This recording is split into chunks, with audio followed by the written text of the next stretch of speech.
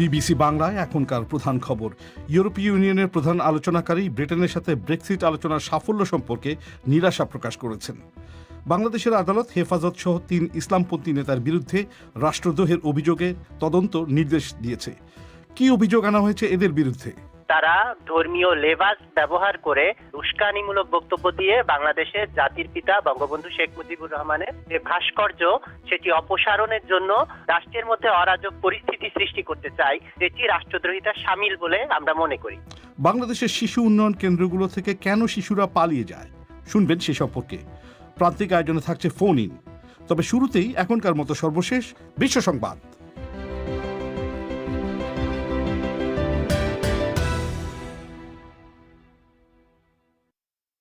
BBC Bangla বিশ্ব সংবাদ পড়ছি মোয়াজ্জেম হোসেন।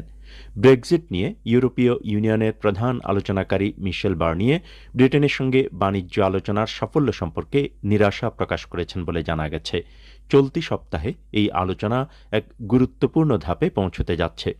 ব্রিটেনের সঙ্গে আলোচনা শুরুর আগে তিনি ইইউর কূটনীতিকদের কাছে বলেছেন, এ নিয়ে কোনো সমঝোতার নিশ্চয়তা তিনি দিতে পারছেন না। আলোচনার অগ্রগতি নিয়ে ব্রিটিশ প্রধানমন্ত্রী বরিস জনসন এবং ইউরোপীয় কমিশন সভাপতি উর্সুলা ভন ডার লিয়েন আজ আরও পরের দিকে কথা বলবেন। ব্রিটেন, জার্মানি এবং ফ্রান্স বলছে, ইরান আরও আধুনিক ইউরেনিয়াম পরিশোধন সেন্ট্রিফিউজ বসাবে বলে যে ঘোষণা করেছে তাতে তারা শঙ্কিত। এই 3টি দেশই ইরানের সঙ্গে 2015 সালে পরমাণু চুক্তিতে সই করেছে। এরা বলছে, ইরান যদি আলোচনার পথ খোলা রাখতে চায় তাহলে এসব পদক্ষেপ বন্ধ করতে হবে। যুক্তরাষ্ট্রের ভাবি প্রেসিডেন্ট জো বাইডেন বলেছেন, ইরান যদি শর্ত মেনে চলে তাহলে যুক্তরাষ্ট্র চুক্তিতে ফিরে আসবে। বিশ্বের যে কোনো জায়গায় মানবাধিকার লঙ্ঘনকারীদের উপর নিষেধাজ্ঞা চাপাতে যুক্তরাষ্ট্রের ম্যাগনিতস্কি ধাঁচে ইউরোপে একটি আইন করার ব্যাপারে ইইউ পররাষ্ট্রমন্ত্রীরা একমত হয়েছেন। আইনটি হলে বিশ্বের যে কোনো স্থানে মানবাধিকার লঙ্ঘনের অপরাধে যে কোনো ব্যক্তির উপর ভ্রমণ নিষেধাজ্ঞা আরোপ করা যাবে এবং ইউরোপ তার সম্পদ আটকে রাখতে পারবে। পাকিস্তানের পেশাওয়ারে এক হাসপাতালে করোনা ভাইরাসের 6 জন রোগী মারা যাওয়ার পর ওই হাসপাতালের পরিচালককে সাময়িকভাবে বরখাস্ত করা হয়েছে। গত সপ্তাহান্তে ওই হাসপাতালে অক্সিজেনের সরবরাহ শেষ হয়ে গিয়েছিল। ভারতের অন্ধ্রপ্রদেশের কর্মকর্তারা বলছেন, অজানা এক রোগে আক্রান্ত হবার পর সেখানে 400-রও বেশি লোককে হাসপাতালে চিকিৎসা নিতে হয়েছে এবং একজনের মৃত্যু হয়েছে। জাপানের এক শহরের একমাত্র নারী কাউন্সিলর মেয়রের বিরুদ্ধে যৌন আক্রমণের অভিযোগ করার পর ভোট করে তাকে বাদ দেওয়া হয়েছে। বিবিসি বাংলা রাতের আয়োজন পরিক্রমা শর্টওয়েভ ছাড়াও প্রচারিত হচ্ছে এফএম তরঙ্গে বাংলাদেশে প্রধান 10টি শহরে, আর ইন্টারনেটে এই অনুষ্ঠানটি লাইভ প্রচারিত হচ্ছে bbcbangla.com ওয়েবসাইট থেকে। অনুষ্ঠানে আপনাদের সাদর আমন্ত্রণ জানাচ্ছি আমি মাসুদ হাসান খান। আপনাদের এখানে জানিয়ে রাখি, আজকের পরিক্রমায় ফোন ইনে করোনা ভাইরাস এবং শ্বাসতন্ত্রের রোগ সংক্রান্ত আপনাদের প্রশ্নের জবাব দেবেন ঢাকার ইউনাইটেড হাসপাতালের বক্ষব্যাধি বিশেষজ্ঞ ডক্টর রওশন খানম। সেই ফোন ইন শুরু হবে একটু পরে, আশা করি শুনবেন। বাংলাদেশের এক আদালত হেফাজতে ইসলামের নেতা জুনায়েদ বাবুনগরী এবং মামুনুল হক সহ 3 জনের বিরুদ্ধে রাষ্ট্রদ্রোহের অভিযোগ তদন্তের জন্য আজ পুলিশকে নির্দেশ দিয়েছে। সে দেশের প্রতিষ্ঠাতা রাষ্ট্রপতি শেখ মুজিবুর রহমানের ভাস্কর্যের বিরুদ্ধে বক্তব্য দেওয়ার কারণে রাষ্ট্রদ্রোহের অভিযোগ এনে ঢাকার মুখ্য মহানগর হাকিমের আদালতে মামলা দায়ের করেছে মুক্তিযুদ্ধ মঞ্চ এবং বঙ্গবন্ধু ফাউন্ডেশন নামের 2টি সংগঠন। অভিযুক্ত ইসলামপন্থী সংগঠনের নেতাদের পক্ষ থেকে এসব মামলা প্রত্যাহারের দাবি করা হয়েছে। ঢাকা থেকে কাদির কল্লোল। ঢাকার দক্ষিণে ধোলাইপাড় এলাকায় শেখ মুজিবের ভাস্কর্য নির্মাণের বিরুদ্ধে অবস্থান নিয়েছে ইসলামপন্থী কয়েকটি দল এবং সংগঠন। সম্প্রতি এসব দল বা সংগঠনের বিভিন্ন কর্মসূচিতে তাদের নেতারা ভাস্কর্য বিরোধী নানা রকম বক্তব্য দিয়েছেন। এমন প্রেক্ষাপটে ক্ষমতাসীন আওয়ামী লীগের সমমনা 2টি সংগঠন মুক্তিযুদ্ধ মঞ্চ এবং বঙ্গবন্ধু ফাউন্ডেশনের পক্ষ থেকে রাষ্ট্রদ্রোহিতার অভিযোগ এনে 2টি মামলার আবেদন করা হয় ঢাকার মুখ্য মহানগর হাকিমের আদালতে। মামলার বাদীপক্ষের আইনজীবী AUZ প্রিন্স জানিয়েছেন, তাদের মামলা আদালত আমলে নিয়েছে এবং পুলিশের একটি তদন্ত সংস্থা PBI-কে তদন্ত করে 7ই জানুয়ারির মধ্যে রিপোর্ট পেশের নির্দেশ দিয়েছে। রাষ্ট্রদ্রোহিতার অভিযোগটা নিয়ে আসা হয়েছে হলো এই 3 জন মোহাম্মদ মামুনুল হক, সৈয়দ ফয়জুল করিম এবং চট্টগ্রামের মোহাম্মদ জুনায়েদ ওরফে জুনায়েদ বাবুনগরী, তারা ধর্মীয় লেবাস ব্যবহার করে তাদের অনুসারীদের মধ্যে উস্কানিমূলক বক্তব্য দিয়ে বাংলাদেশের জাতির পিতা বঙ্গবন্ধু শেখ মুজিবুর রহমানের যে ভাস্কর্য সেটি অপসারণের জন্য রাষ্ট্রের মধ্যে অরাজক পরিস্থিতি সৃষ্টি করতে চায়, যেটি রাষ্ট্রদ্রোহিতা শামিল বলে আমরা মনে করি। বিজ্ঞ আদালত বাদীর স্বাক্ষর গ্রহণ করার পরে বিজ্ঞ আদালত সন্তুষ্ট হয়ে মামলাটি সিবিআই তদন্তে দিয়েছেন। মামলায় অভিযুক্তদের মধ্যে জুনায়েদ বাবুনগরী হচ্ছেন হেফাজতে ইসলামের আমির, অন্য অভিযুক্ত মামুনুল হক হেফাজতের যুগ্ম মহাসচিব এবং একই সাথে ইসলামপন্থী দল খেলাফতে মজলিসের ভারপ্রাপ্ত মহাসচিবের দায়িত্বে রয়েছেন। আরেকজন অভিযুক্ত হলেন ইসলামী আন্দোলন বাংলাদেশ নামে দলের নায়েবে আমির সৈয়দ ফয়জুল করিম। মামুনুল হক বিবিসিকে বলেছেন, রাজনৈতিক দুরভিসন্ধি থেকে তাদের বিরুদ্ধে এ ধরনের মামলা করা হয়েছে বলে তাঁরা মনে করেন। হেফাজতে ইসলামের অন্যতম একজন নায়েবে আমির আব্দুর রব ইউসুফী বলেছেন, আলোচনার মাধ্যমে সমস্যার সমাধান না করে একটা অস্থিতিশীল পরিস্থিতি সৃষ্টির চেষ্টা করা হচ্ছে, এর দায় সরকারের উপরই পড়বে বলে তিনি উল্লেখ করেন। আমরা সরকারকে অলরেডি জানিয়ে দিয়েছি আমরা এই বিষয় নিয়ে বসতে চাই এবং কোনো সংঘাত যাতে দেশে না হয়, দেশের স্থিতিশীলতা এবং দেশের শান্তি শৃঙ্খলা রক্ষা হোক, আমরা সেই দিকে যাচ্ছি। বসলে থেকে আলাপ আলোচনা হবে, আলাপ আলোচনা হয়ে একটা সমাধানে আসবে। অতীতে এরকম হয়েছে, বসা হয়েছে, সমাধান হয়েছে। যেমন তিমিস মূর্তির ব্যাপারটা নিয়ে এটাও সরকার এটাকে এই জায়গা থেকে সরিয়ে পাবলিক স্পেস থেকে একটা পিছনের দিকে নিয়ে গেছে। কাজে বসলে তো এমনি আমরা সাংবাদিক সম্মেলন করে বলা আর সরাসরি সরকারকে বোঝানো, দুটা তো এক জিনিস না। নিম্ন আদালতের সরকারি একজন আইনজীবী জানিয়েছেন, রাষ্ট্রদ্রোহিতার অভিযোগে মামলায় স্বরাষ্ট্র মন্ত্রণালয়ের অনুমতির প্রয়োজন হয়। ফলে ভাস্কর্য ইস্যুতে এই মামলায় এখন আদালতের নির্দেশে পিবিআই তদন্তে যদি রাষ্ট্রদ্রোহিতার অভিযোগের প্রমাণ পায়, তখন তদন্তকারী সংস্থাই স্বরাষ্ট্র মন্ত্রণালয়ের অনুমতি নেবে। স্বরাষ্ট্রমন্ত্রী আসাদুজ্জামান খান বিবিসিকে বলেছেন, তদন্তে রাষ্ট্রদ্রোহিতার অভিযোগের প্রমাণ মিললে তখন বিধান অনুযায়ী ব্যবস্থা নেওয়া হবে। মুক্তিযুদ্ধ বিষয়ক মন্ত্রী আ.ক.ম মোজাম্মেল হক বলেছেন, ভাস্কর্য বিরোধীদের বক্তব্য রাষ্ট্রদ্রোহিতার শামিল বলে তাঁরা মনে করছেন।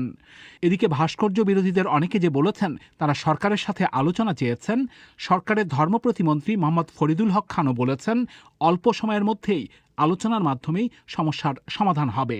আলোচনা হচ্ছে ওলামা মাশায়েখদের সাথে এবং আমাদের মাননীয় প্রধানমন্ত্রী নিজে হস্তক্ষেপ করবেন, করে এটার একটা অবশ্যই একটা ফয়সালা নিয়ে আসবেন এবং শান্তিপূর্ণ অবস্থান আমরা যেতে পারবো। এটা নিয়ে বিতর্কের কোনো কারণ নেই, বিতর্কের কোনো বিষয় না। যতটুকু হয়েছে এটা আর বেশি কিছু হওয়ার কোনো সুযোগ আছে বলে আমি করি না। আমি মনে করি মাননীয় প্রধানমন্ত্রী অবশ্যই এর একটা ফয়সালা নিয়ে আসবেন, কোনো অসুবিধা হবে না। তবে ভাস্কর্যের বিরোধিতাকারীদের বিরুদ্ধে আওয়ামী লীগ এবং এর সহযোগী ও সমমনা সংগঠনগুলো ঢাকাসহ সারা দেশে কয়েকদিন ধরে সমাবেশ, মিছিল, মানববন্ধন সহ নানা কর্মসূচি অব্যাহত রেখেছে। আওয়ামী লীগের সাধারণ সম্পাদক এবং মন্ত্রী ওবায়দুল কাদের আজ সাংবাদিকদের বলেছেন, ঢাকার ধোলাইপাড় এলাকায় শেখ মুজিবের ভাস্কর্য নির্মাণ হবেই। কাদির কল্লোলের প্রতিবেদন। এখানে আপনাদের মনে করিয়ে দিই, বিবিসি বাংলার রেডিও অনুষ্ঠান দুটি শর্ট ওয়েভে শোনা যাচ্ছে। বাংলাদেশ সময় সন্ধে 7:30 আর ভারতীয় সময় 7টায় প্রবাহ প্রচারিত হচ্ছে 9510, 9900 আর 11750 কিলোহার্টজে, যথাক্রমে 31, 31 এবং 25 মিটার ব্যান্ডে। আর বাংলাদেশ সময় রাত 10:30 ও ভারতে রাত 10টায় পরিক্রমা প্রচারিত হচ্ছে 7265 এবং 9585 কিলোহার্টজে, যথাক্রমে 41 ও 31 মিটার ব্যান্ডে। বাংলাদেশের দক্ষিণাঞ্চলীয় জেলা যশোরের শিশু উন্নয়ন কেন্দ্র থেকে গত রাতে 8টি কিশোর পালিয়ে গেছে বলে পুলিশ জানিয়েছে। কয়েক মাস আগে এই যশোর শিশু উন্নয়ন কেন্দ্রের ভেতরেই আনসার সদস্যদের বেধড়ক পিটুনির শিকার হয়ে মারা যায় 3 জন শিশু। বাংলাদেশে অপরাধ কর্মকাণ্ডে অভিযুক্ত শিশু অর্থাৎ 18 বছরের কম বয়সী ছেলে মেয়েদের সাজার পরিবর্তে সংশোধন করার জন্য শিশু উন্নয়ন কেন্দ্রগুলোতে রাখা হয়। কিন্তু এসব কেন্দ্রের বিরুদ্ধে প্রায়ই শিশুদের মারধর এবং সেখান থেকে শিশুদের পালিয়ে যাওয়ার মতো ঘটনার অভিযোগ শোনা যায়। কিন্তু কেন এমন ঘটনা ঘটে, খোঁজ নিয়েছেন সংবাদদাতা সাইয়েদা আক্তার। যশোরের পুলিশ সুপার মোহাম্মদ আশরাফ হোসেন বিবিসিকে বলেছেন, ডিসেম্বরের শুরুতে বেপরোয়া আচরণের শাস্তি হিসেবে ওই 8 জন কিশোরকে একটি কক্ষে আলাদা করে রাখা হয়েছিল।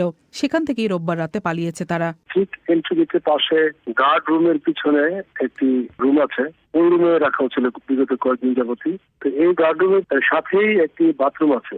এই বাথরুমটি মানে দীর্ঘদিনের পুরাতন স্ট্রাকচার হওয়ার কারণে জানালার গ্রিল এইগুলি একেবারে ভঙ্গুর ছিল। গত রাত্রে সেই গ্রিল ভেঙে তারা বের হয় এবং পাশেই রাখা ছিল আপনার মই, যেদিক দিয়ে পুলিশ এবং আনসার ডিউটি করে প্রবেশ গেটের আশেপাশে, তার থেকে একটু লুকিয়ে লুকিয়ে একটি কর্নারে গিয়ে তারা মইটি সেট করে মই দিয়ে আস্তে আস্তে বেরিয়ে চলে যায়। মিস্টার হোসেন বলেছেন, শিশু উন্নয়ন কেন্দ্রের ভেতর থেকে শিশু কিশোরদের পালিয়ে যাওয়ার এই ঘটনা নতুন নয়। গত কয়েক মাসে এ ধরনের অন্তত কয়েকটি ঘটনা ঘটেছে। এর মধ্যে এ মাসের শুরুতেই 3 জন কিশোর সুয়ারেজের পাইপ দিয়ে পালিয়ে গিয়েছিল। এছাড়া দেয়াল টপকে ছাদ থেকে লাফিয়ে পড়ে এবং গাছ বেয়েও শিশুদের পালিয়ে যাবার কয়েকটি ঘটনা ঘটেছে বলে তিনি জানিয়েছেন। কিন্তু শিশুরা উন্নয়ন কেন্দ্রগুলো থেকে পালিয়ে যায় কেন? কর্তৃপক্ষের কাছ থেকে এই প্রশ্নে সরাসরি কোনো জবাব মেলেনি। তবে বিশেষজ্ঞরা বলছেন, শিশু উন্নয়ন কেন্দ্র নাম রাখা হলেও একসময় প্রায় সবাই ভুলে যায় যে এরা সবাই শিশু, বরং তাদের অপরাধী হিসেবেই দেখা হয় তখন। জাতিসংঘের শিশু বিষয়ক সংস্থা ইউনিসেফের শিশু সুরক্ষা বিশেষজ্ঞ শাবনাজ জাহরিন বলছেন, শিশু উন্নয়ন কেন্দ্রের ভেতরকার পরিবেশের কারণেই সেখান থেকে পালিয়ে যেতে চায় শিশুরা। এগুলোতে আসলে যে পরিমাণ সংখ্যা শিশুর অ্যাকোমোডেট করা যায় তার চেয়ে বেশি শিশু থাকে সব সময়, এবং সেই শিশুদেরকে ম্যানেজ করার জন্য যেই পরিমাণ আপনার ট্রেইন লোকবল দরকার, সেই ধরনের ট্রেইন লোকবল তো নাই। তার উপরে প্রায় 50% পজিশনই ভ্যাকেন্ট থাকে ওখানে। এইখানে যে শিশুরা আসছে তারা তো সবাই আইনের সাথে সংঘাতে জড়িত শিশু, যাতে সে তার ওই অপরাধের জগতের থেকে বেরিয়ে এসে সে যাতে সমাজের সাথে আবার সম্পৃক্ত হতে পারে। তো সেই জায়গাটায় আসলে অনেক ঘাটতি আছে। ওখানে যে একজন মনোসামাজিক সাপোর্ট থাকবে বা একজন যে সবসময় ট্রেইনড একজন থাকবেন, সেটার কোনো প্রভিশনই এখন পর্যন্ত এই সেন্টারগুলোতে নাই। বাংলাদেশের এই শিশু উন্নয়ন কেন্দ্রগুলোকে একসময় কিশোর সংশোধন কেন্দ্র বলা হতো। পরে সে নাম পরিবর্তন করা হয়। মূলত বিভিন্ন অপরাধ কর্মকাণ্ডে অভিযুক্ত শিশু কিশোরদের এখানে সাজার পরিবর্তে সংশোধনের জন্য 18 বছর বয়স পর্যন্ত রাখা হয়। এসব কেন্দ্রে শিশুদের ওপর নানা ধরনের নির্যাতনের অভিযোগ শোনা যায় প্রায়শই। যশোরের এই শিশু উন্নয়ন কেন্দ্রেই অগাস্ট মাসে নিরাপত্তার দায়িত্বে থাকা আনসার সদস্যদের বেধড়ক পিটুনির শিকার হয়ে 3 জন কিশোর নিহত এবং 15 জন আহত হয়েছিল। সেই ঘটনায় উন্নয়ন কেন্দ্রের কয়েকজন কর্মকর্তা ও কর্মচারীকে গ্রেফতার করা হয় এবং তাদের বিরুদ্ধে এখন মামলা চলছে। বিষয়টি তদন্তে মোট 4টি কমিটি গঠন করা হয়েছিল। এর মধ্যে সমাজকল্যাণ মন্ত্রণালয়ের অধীনে সমাজসেবা অধিদপ্তর একটি তদন্ত কমিটি গঠন করেছিল, যার প্রধান ছিলেন অধিদপ্তরের পরিচালক নুরুল বাসির। তার কাছে জানতে চেয়েছিলাম, শিশু উন্নয়ন কেন্দ্র থেকে শিশু কিশোরেরা কেন পালিয়ে যেতে চায়। তিনি সে প্রশ্নে সরাসরি কোনো জবাব দেননি। তবে তিনি দাবি করেছেন, অগস্ট মাসের ওই ঘটনার পর থেকে তারা সতর্ক হয়েছেন। আমরা সকল স্টাফদের বদলি করে দিয়েছি এবং আমাদের 5 জন মামলায় আসামি হয়েছে যারা ওখানে অংশগ্রহণ করেছিল। এটা মনিটরিংটা আরো জোরদার করার ব্যবস্থা নিয়েছি। আমরা পরামর্শ দিয়েছি যে এদের যে সেশনগুলো হবে, এদের যে ক্লাসগুলো হবে, সেখানে বাইরেরও 2-1 জন, সেটা এনজিও থেকে হতে পারে, কোনো ভালো লার্নেড লোকের উপস্থিত, তাদের সেশনগুলোতে মোটিভেশনটা একটু ভালো হবে। পাশাপাশি তাদের মনস্তাত্ত্বিক উন্নয়নের জন্য খেলাধুলার ব্যবস্থা, সঙ্গীতের আয়োজন এবং বিভিন্ন রকম অনুষ্ঠানের এটাও বলেছি। বাংলাদেশে এই মুহূর্তে মোট 3টি শিশু উন্নয়ন কেন্দ্র রয়েছে। এর মধ্যে টঙ্গী ও যশোরের 2টি ছেলেদের জন্য এবং গাজীপুরে মেয়েদের জন্য একটি শিশু উন্নয়ন কেন্দ্র রয়েছে। যশোর শিশু উন্নয়ন কেন্দ্রে এই মুহূর্তে 277 জন শিশু কিশোর রয়েছে। সাইয়েদ আক্তার। আপনারা শুনছেন বিবিসি বাংলা রাতের আয়োজন পরিক্রমা। আপনাদের সঙ্গ দিচ্ছি আমি মাসুদ হাসান খান। এবার আজকের ফোন ইন বিবিসির ঢাকা স্টুডিও থেকে এই ফোন ইন পরিচালনা করছেন সাইয়েদা আক্তার। সাইয়েদা। ধন্যবাদ। বিবিসি বাংলার পরিক্রমায় ফোন ইনে আজ করোনা ভাইরাস এবং শ্বাসতন্ত্রের রোগ সংক্রান্ত শ্রোতাদের প্রশ্নের জবাব দেবেন ঢাকার ইউনাইটেড হাসপাতালের বক্ষ ব্যাধি বিশেষজ্ঞ ডক্টর রওশন আরা খানম। আমরা চলে যাব খুব দ্রুতই আমাদের শ্রোতাদের কাছে। তার আগে শুধু একটু জানিয়ে রাখি যে ফোন ইনে যোগ দিতে চাইলে 01-714-115578 এই নম্বরে SMS করে আপনাদের নাম ঠিকানা জানিয়ে দিতে পারেন। সেক্ষেত্রে আমরাই আপনাদের সঙ্গে যোগাযোগ করব। এই মুহূর্তে আমাদের সঙ্গে ফোনে রয়েছেন রংপুরের একজন শ্রোতা মোসাম্মত মাকসুদা খাতুন। জি, আমার কোশ্চেন হচ্ছে যে করোনাকালীন সময়ে আমরা শ্বাসতন্ত্রকে সুরক্ষিত রাখতে কি ধরনের সতর্কতা অবলম্বন করতে পারি?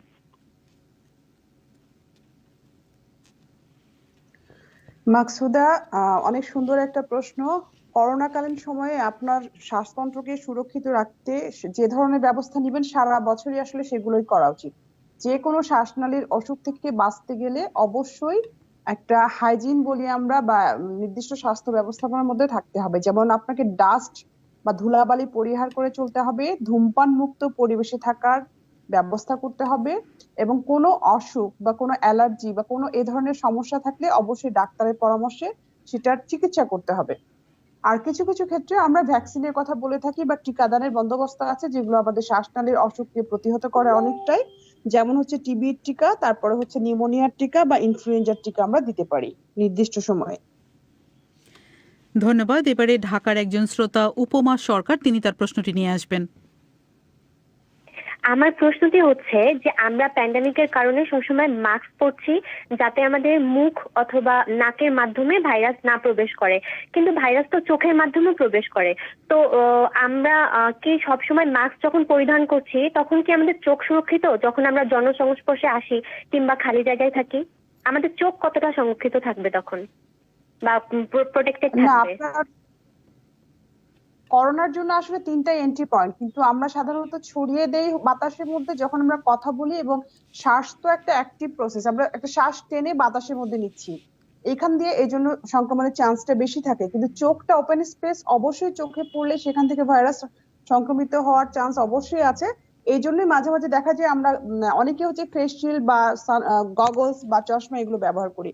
বেটার হচ্ছে আপনি 3টা জায়গায় নাক মুখ চোখ 3টাকে সুরক্ষিত করে জনসমাবেশে যাবেন বা গ্যাদারিং তো অ্যাভয়েড করার চেষ্টা করবোই আমরা, কিন্তু যদি যেতে হয় তাহলে 3টাকে প্রোটেকশনের ব্যবস্থা নিয়ে তারপরে যাওয়া উচিত আসলে।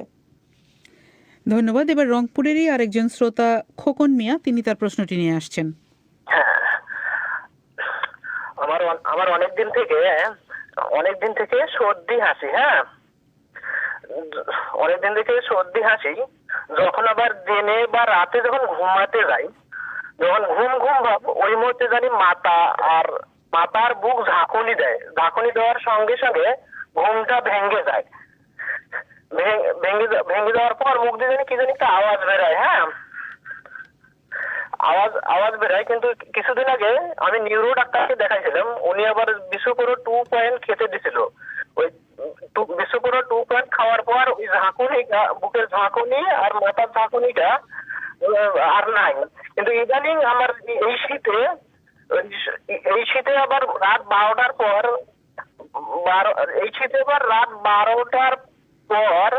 মানে কাশি আর কাশির সঙ্গে কফ হয়। এক্ষেত্রে আমার করণীয় কি?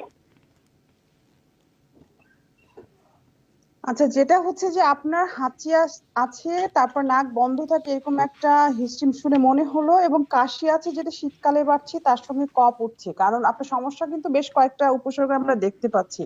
আমি মানে ডেফিনেটলি এটা বলতে পারি যে আপনার শ্বাসনালীর একটা সমস্যা অবশ্যই আছে এবং অনেকদিন ধরে আপনি ভুগছেন। সেক্ষেত্রে আপনার ওজনটা কিরকম আমার জানলে ভালো হতো। যদি নাক বন্ধ থাকে তাহলে শ্বাস প্রশ্বাসের সমস্যা হলে অনেক সময় রোগী মাঝে মাঝে এরকম ঘুমের মধ্যে ডিস্টারবেন্স ফিল করবে। আবার আমরা অবস্ট্রাকটিভ স্লিপ অ্যাপনিয়া বলে একটা কথা আছে, একটা অসুখ আছে, যেটা হচ্ছে সাধারণত একটু যারা স্থূলকায় তাদের মধ্যে বেশি হয়, যখন শরীরে অক্সিজেন কমতে কমতে একটা সময় গিয়ে রোগী ঝাঁকুনি দিয়ে উঠে আবার নতুন করে শ্বাস নেওয়া শুরু করে। এখন ঠিক এই ব্যাপারটা আপনাকে এক্সক্লুড করতে হবে। আপনি যে ওষুধ খেয়েছেন সেটা নিয়ে আমি কিছু বলছি না, কিন্তু আপনার শ্বাসনালীর এই যে কফ, কাশি, তারপরে সর্দি, এই সমস্যাগুলো সমাধান করতে হবে। এবং আপনার একটা, আমার মনে হয় স্লিপ স্টাডি বলি আমরা, বা পলিসomnography, ঘুমের মধ্যে দম আটকে আসে কিনা সেটার একটা টেস্ট আছে, যেটা করে নিয়ে দেখা যেতে পারে যে আপনি আসলে ওই ধরনের কোনো সমস্যায় ভুগছেন কিনা। মানে এই ঘুমের মধ্যে শ্বাসের যে সমস্যা, সেটা থেকে কি ধরনের সংকট হতে পারে? মানে এতে কি মানুষের বড় কোনো সংকট বা মৃত্যুর মতো কোনো ঝুঁকি আছে?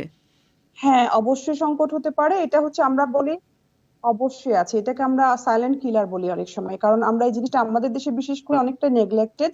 এটাকে আমরা অসুখই মনে করি না, কিন্তু শরীরে দীর্ঘদিন যাবত ঘুমের সময়ে বেশ লম্বা একটা সময়ে হাইপোক্সিমিয়া, মানে শরীরে অক্সিজেনের পরিমাণ কম থাকে, যার ফলে প্রত্যেকটা অর্গানই এফেক্টেড হয়।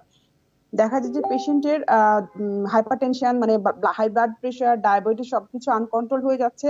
পেশেন্ট দিনে দিনে আরো ওজন ক্যারি করছে বা গেইন করছে। এবং বাচ্চাদের ক্ষেত্রে দেখা যায় যে কনসেন্ট্রেশন, পড়াশোনায় ওরা কনসেন্ট্রেট করতে পারছে না, ওদের পারফরমেন্স ডাউন হয়ে যাচ্ছে, স্কুলের ইভেন্ট অনেক রকম ইফেক্ট হতে পারে। প্রত্যেকটা অর্গানই আসলে এফেক্টেড হয়। আপনাকে ধন্যবাদ। এবারে আমাদের ঢাকার একজন শ্রোতা কাশফিয়া পারিসা, তিনি তার প্রশ্নটি নিয়ে আসছেন। আমি বলতে চাচ্ছি যে আমি বাইরে যাচ্ছি মাস্ক পরে, কিন্তু অন্য যারা মাস্ক পরছে না তাদের কাছ থেকে আমি কিভাবে মানে সেফ থাকবো? মানে যারা মাস্ক পরছে না বা যারা সচেতন না, মানে অনেকেই তো আছে, আমাদের তো আসলে এখন মানে বাংলাদেশে হয়তো বা কোনো কালেই মানা হতো না বা আদৌ হবে কিনা জানি না।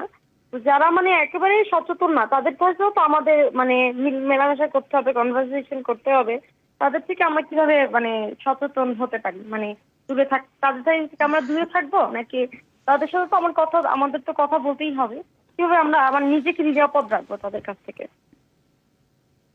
এটা আসলে খুবই দুঃখজনক। এর আগে এত সংক্রামক ব্যাধি এত প্যান্ডেমিক আকারে আমরা পাই নাই আমাদের লাইফ টাইমে আসলে। তো এখন সবাইকে সচেতন হওয়ার সময় আসলে। এখন দুই পক্ষ মানে দুইজন মানুষ যদি মাস্ক পরে থাকে সেখানে কিন্তু অসুখ বিসুখ ট্রান্সমিশন, বিশেষ করোনার কথা যদি আমি বলি, ট্রান্সমিশনের চান্সটা অনেক কমে আসে। এক পক্ষ যদি মাস্ক পরে থাকে ইটস গুড, কিন্তু সবাইকে সচেতন হতে হবে এবং তাকে এনকারেজ করতে হবে যে আপনি দয়া করে মাস্ক পরে আমার সঙ্গে কথা বলেন। একটা নো মাস্ক নো সার্ভিস তো আমাদের দেশে একটা ট্রেন্ড চালুই হয়েছে। আমার মনে হয় এটা অনেককে একটু সচেতন করবে। আর সেকেন্ড ওয়ান হচ্ছে আপনি যদি অবশ্যই অ্যাভয়েড করার কোনো সুযোগ নেই, কারণ আমাদের তো কাজকর্ম লাইফস্টাইল আমরা তো সবকিছু বন্ধ করে দিতে পারি না। সেক্ষেত্রে একটু ডিস্টেন্স মেনটেন করে কথা বললে আমার মনে হয় আরেকটু ভালো হয়। সবচেয়ে সেফ জোনে আপনি থাকবেন যদি আপনি 2 মিটার ডিস্টেন্সটা মেনটেন করতে পারেন। তবে আমার মনে হয় আমরা একজন যারা সচেতন তারা প্রত্যেককে বলে বলে কথা বলার সময় অ্যাটলিস্ট তার মাস্কটা আমরা পরাতে পারি, কারণ মাস্ক মনে হয় সবার কাছে থাকে, কারো পকেটে, কারো হচ্ছে হাতের মধ্যে, কারো মানে থুতনির নিচে ক্যারি করে অলমোস্ট সবাই, আমার ধারণা এটা আর কি। তো সচেতনামূলক আসলে আরো মানে প্রচারণা দরকার আসলে, যে হ্যাঁ আমরা মাস্ক পরলে এবং ডিস্টেন্সটা মেনটেন করে এই ভয়াবহ অসুখ থেকে বেঁচে থাকতে পারি। এই জিনিসটা আরো বেশি করে প্রচার করতে হবে। ধন্যবাদ। শ্রোতাদের জানিয়ে রাখি, বিবিসি বাংলার পরিক্রমায় প্রতি সোম ও বুধবার এই 2 দিন করোনা ভাইরাস ও স্বাস্থ্য সংক্রান্ত শ্রোতাদের বিভিন্ন প্রশ্নের জবাব দেন একজন বিশেষজ্ঞ চিকিৎসক। আপনাদের প্রশ্ন থাকলে জানিয়ে দিতে পারেন 0171411557 এই নম্বরে। অনুষ্ঠানের আগে যোগাযোগ করব আমরাই। সেই সঙ্গে ফেসবুকেও আপনাদের জিজ্ঞাসা জানাতে পারেন আমাদের বিবিসি বাংলার ফেসবুক পাতায়। এবারে চলে যাব আবার শ্রোতাদের কাছে। সেখানে টেলিফোন লাইনে অপেক্ষা করছেন টাঙ্গাইলের একজন শ্রোতা মোসাম্মদ মরিয়ম বেগম। মরিয়ম বেগম, আপনি কি আমাকে শুনতে পাচ্ছেন? শুনছি। জি, আপনার প্রশ্নটি করুন দয়া করে। সমস্যা এখানে তো আমার ঠান্ডা, ঘাড় বিষয়, গলা বিষয়, আচ্ছা, ঠান্ডা। জি জি, আপনি ঠান্ডা থামতে পারি না, খাইতে পারি না। এটা কতদিন থেকে হচ্ছে? 1 বছর হয়। আচ্ছা, এর সাথে কোনো জ্বর কাশি এরকম কিছু ছিল? হ্যাঁ, হয়েছে। আর কোনো সমস্যা আপনি বলতে চান যে এটার সঙ্গে আর কোনো কিছু হয় কিনা আপনার? খাবার রুচি? খাবার উপর তো হচ্ছে যে কতদিন খাইবার পারি, আবার কতদিন খাবার পারি না। আচ্ছা, আমার মনে হয় আমি উত্তরটা একটু দেওয়ার চেষ্টা করি। উনি বেশ 1 বছর ধরে ঠান্ডাতে, সর্দিতে বা আমাদের যে ফ্লু লাইক সিমটম বা কমন কোল্ড লাইক সিমটম এগুলোতে ভুগছেন। এটা অনেকগুলো কারণেই হতে পারে। আমাকে তো ওনার কথা মানে যদি মাঝবয়সী হয়ে থাকেন তাহলে অবশ্যই 2-3টা অসুখের নাম আমি বলবো, যেটা হতে পারে যে তার টিউবারকুলোসিস অবশ্যই বা যক্ষ্মা আমাদেরকে অবশ্যই এক্সক্লুড করে নিতে হবে। এছাড়া হচ্ছে যে উনি অ্যাজমা আছে কিনা সেটাও আমাকে দেখতে হবে। খাওয়া দাওয়ার রুচি সম্পর্কে ওনার তেমন কোনো অবজেকশন নাই। সম্ভবত উনি শ্বাসনালীর মানে একটু হাঁচি কাশি এ ধরনের সমস্যায় ভুগছেন, যেটা হয়তো খুব ভালোভাবে আমার কাছে এক্সপ্লেন করতে পারেননি উনি। এবারে বাগেরহাটের একজন শ্রোতা সাবিকুন নাহার। সাবিকুন নাহার, আপনি কি শুনতে পাচ্ছেন আমাকে? জি, আপনি দয়া করে আপনার প্রশ্নটি করুন। শীতকাল আসলেই তো অনেকে ঠান্ডা সর্দি এইসব শুরু হয়, এটা কি করোনা ভাইরাসের লক্ষণ? না, আসলে শীতকাল আসলে যাদের ঠান্ডা শুরু হয় তাদেরকে সাধারণত দেখা যায় যে একটু কোল্ড অ্যালার্জি বা ব্রঙ্কিয়াল অ্যাজমা বা সিওপিডি এ ধরনের পেশেন্টরাই সাধারণত আক্রান্ত হয়। করোনা ভাইরাস হতে পারে, সেটা এই সিজনেতে আমরা প্রথম শীত পার করছি করোনা ভাইরাসের সঙ্গে। শ্বাসকষ্ট কাশি এগুলো নিয়ে আসলে করোনা ভাইরাস আছে কিনা সেটা অবশ্যই আমাদেরকে বের করতে হবে। এর বাইরে অন্যান্য অসুখ, আসলে শ্বাসনালীর অসুখগুলো বাড়েই শীতকালে ম্যাক্সিমামই। সো প্রত্যেকটা শ্বাসকষ্ট বা প্রত্যেকটা পেশেন্টই করোনা না, এটা বলা যেতে পারে। এবারে কুষ্টিয়ার একজন শ্রোতা সুরভি আক্তার বৃষ্টি। আসসালামু আলাইকুম। ওয়ালাইকুম আসসালাম। জি, আপনার প্রশ্নটি করুন আপনি। নিউমোনিয়া কেন হয়? এটা কি ভাইরাস বাহিত রোগ? এবং নিউমোনিয়া হলে খাবারের কোনো বিধিনিষেধ আছে কিনা? নিউমোনিয়া ভাইরাস দিয়েও হতে পারে, ব্যাকটেরিয়া দিয়েও হতে পারে, ফাঙ্গাস বা ছত্রাক দিয়েও হতে পারে, অনেক সময় টিউবারকুলোসিস দিয়ে যে কনসোলিডেশন বা যে ফিচারগুলো আমরা পাই তাকে আমরা নিউমোনিয়া বলতে পারি। হ্যাঁ, নিউমোনিয়া বিভিন্ন কারণ তো বললাম। এখন এটা থেকে বেঁচে থাকতে গেলে প্রথম কথা হচ্ছে আপনার রোগ প্রতিরোধ ক্ষমতাটা অনেক বেশি থাকতে হবে। সো রোগ প্রতিরোধ ক্ষমতা বাড়ায় এই ধরনের স্বাস্থ্যকর খাবার অবশ্যই একটা রোল আছে। সেকেন্ড হচ্ছে যে আপনার আর্লি স্টেজে একদম মানে সিমটমের শুরুর দিকে, যে কোনো অসুখের সিমটমের শুরুর দিকে যদি আপনি ডাক্তারের সাথে পরামর্শ করে নেন তাহলে হয়তো আপনার সাফারিংসটা কম হবে। আর কিছু টিকার বন্দোবস্তের কথা আমি প্রথম কোশ্চেনেই বলেছি, ব্যাকটেরিয়া ভাইরাসের এগেইনস্টে পাওয়া যায়। এবারে ঢাকার একজন শ্রোতা শিল্পী মিস্ত্রি, আপনি আপনার প্রশ্নটি করুন। জি, আমার প্রশ্নটি ছিল যে সেকেন্ড ওয়েভে করোনা ভাইরাসের এই ভয়াবহতা কেমন হতে পারে? আর হচ্ছে আরেকটি প্রশ্ন ছিল যে এখন দেখা যাচ্ছে অনেকের উপসর্গ দেখা দিচ্ছে না, যেমন সর্দি, জ্বর, মুখে শুধু গন্ধ পাচ্ছে না, মানে এরকম থাকছে। সেক্ষেত্রে মানে চিকিৎসা ব্যবস্থাটা কেমন হতে পারে এটাই জানতে চাই। আচ্ছা, আপনি প্রথম কোশ্চেনটা ছিল সেকেন্ড ওয়েভটা কতটা ভয়াবহ হতে পারে। প্রেডিকশন করে কথা বলাটা আসলে খুবই ডিফিকাল্ট। তবে আমাদের যেটা চারপাশে দেখতে পাচ্ছি, যেমন ইউএসএ তে ডেথ রেট বা পেশেন্ট চিহ্নিতকরণের সংখ্যাটা সেকেন্ড ওয়েভ এসে অনেক বেশি রকমের ভয়াবহভাবে সেখানে করোনা চলছে। আমাদের তো মনে হচ্ছে যে না, পেশেন্টের পরিমাণ আগের চেয়ে যথেষ্টই বেশি, ইনফেকশনের পরিমাণ। সো আগে থেকে একদম এক্স্যাক্টলি বলতে পারবো না, তবে ভয়াবহতাটা আমাদের এক্সপেক্ট করে রাখাই ভালো, প্রেডিক্ট করে রাখাই ভালো। সেকেন্ড ওয়ান হচ্ছে কিছু সাইন সিমটম বা উপসর্গ নিয়ে আপনি কোশ্চেন করেছেন। হ্যাঁ, এক একজনের আসলে এক একটা উপসর্গ নিয়েই করোনা শুরু হয়ে যায়। তো অলরেডি হচ্ছে যেটা একটা ডেজিগনেটেড সিমটম বলবো বা একদম এস্টাবলিশড একটা উপসর্গ হিসেবে চলে এসেছে যে আপনি স্মেল পাবেন না বা আপনার গন্ধ স্বাদ চলে যেতে পারে। তবে হ্যাঁ, এটাও করোনা সিমটম। অবশ্যই আপনি ডক্টরের সাথে যোগাযোগ করবেন এবং কোভিড টেস্টের ব্যবস্থা করে অবশ্যই আইসোলেশন বা কোয়ারেন্টাইন যেগুলো আমরা বলে থাকি সেগুলো সবই একই রকম প্রোটোকলেই মানতে হবে। আমাদের এরপরে শ্রোতা নাটোরের একজন শ্রোতা মোহাম্মদ সবুজ আলী, খুব সংক্ষেপে প্রশ্নটি করবেন। জি ম্যাম, আমার প্রশ্ন হচ্ছে যে আমি 2 থেকে 2.5 মাস আগে একবার কোভিডে আক্রান্ত হয়েছিলাম। এরপরে আমি এটা ট্রিটমেন্ট করে সুস্থ হই।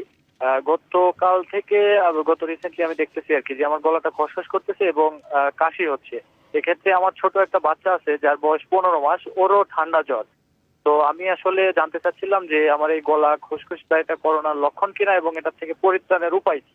ডক্টর রওশন আরা খানম, 30 সেকেন্ড সময় আছে আপনার হাতে। হ্যাঁ, যে রিইনফেকশন হতে পারে, হয় না এমনটা না, তবে সংখ্যা মানে আমাদের অনেক কম। সো আপনার গলা খুসখুস করলে বা কাশি হলে করোনা চিন্তা না করে আপনি সাধারণ যে নিরাময়যোগ্য যে জিনিসগুলো আমরা করি, যে ভাপ নেওয়া বা একটু ওষুধ খাওয়া বা ডাক্তারের সাথে কথা বলা, আর খুব বেশি কনফিউশন হলে আপনি আবার একটা করোনা টেস্ট করে নেবেন। আমার মনে হচ্ছে না আপনার corona.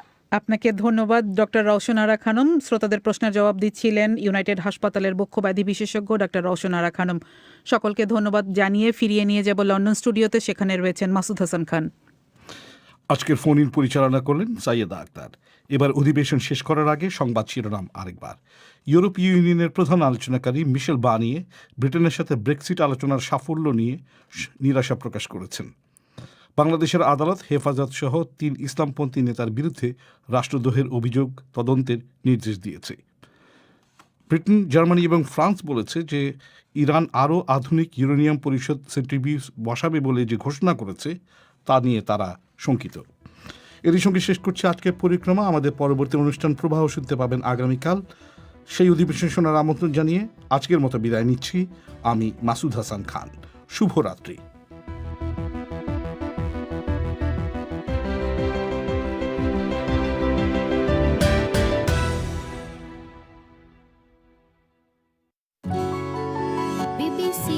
This is the BBC. There are no programmes on this channel at present. Details of all our services are at bbcworldservice.com.